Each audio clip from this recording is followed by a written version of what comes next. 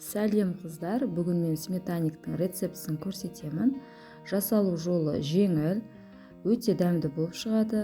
Жасап көруге кеңес етемін, сіздерге ұнайды деп сенемін. Менің алдағы рецепттерімді жіберіп алмас үшін каналыма тіркелуді ұмытпаңыздар. Ең алдымен ұнға разрыхительді, қантты және де жылы сары майды салып, жақсылап араластыру қажет. Барлығы түгел еріп, ұнтақталғанша араластырамыз.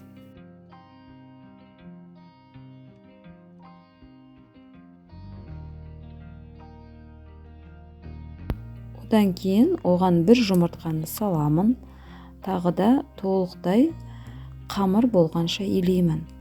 Қамырымызды жұмсақ етіп илеп шығамыз. Мінекей осындай қамыр болып шығу керек, өте жұмсақ болып шықты. Иленген қамырымызды салфан пакетке салып, тоңазытқышқа жарты сағатқа қоямыз. Начинкасын дайындау үшін қаймаққа шеке және 4 жұмыртқа салып, венчикпен жақсылап араластырамыз. Қаймақты жалпы кәдімгі дүкеннің 20% қаймағын қолдануға болады. Менде дәл сондай 20% қаймақты қолдандым. Менің каналымда осы сметаник тортына ұқсайтын творожный пирогтың рецептісі бар. Екеуінің жасалу жолы бір-біріне ұқсайды, бірақ дәмдері бір-бірінен ерекше. Қарап көріңіздер. Осылай біркелкі болғанша араластырып шығу қажет. Формаға пергамент қағазын төседім. Тестамызды формаға шетін шығарып, жайып шығамыз.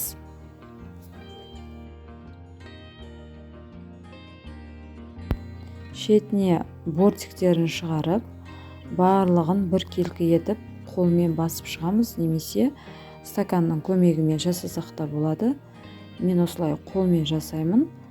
Кейін үстінен вилкамен жақсылап басып, вилкамен тестамызды бір қалыпты қылып үстінен басып шығамын. Өйткені піскен кезде әдемі болып шығу үшін.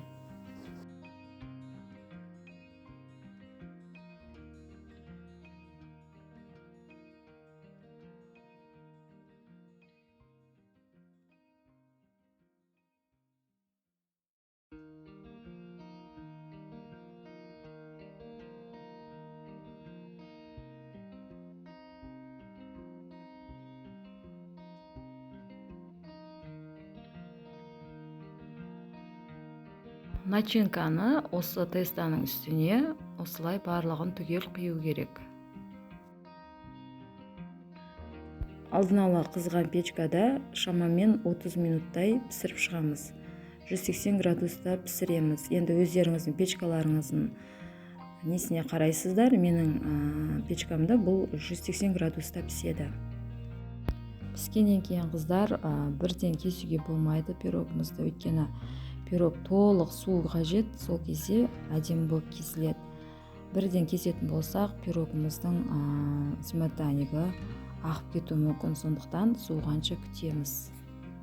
Міндетті түрде менің рецептіммен жасап көріңіздер. Рецепт сіздерге ұнайды деп сенемін. Ұнап жатса лайк басып, пікірлеріңізді қалдырыңыздар. Сондай-ақ менің каналыма тіркелуді ұмытпаңыздар. Келесі кездескенше аман сау болыңыздар.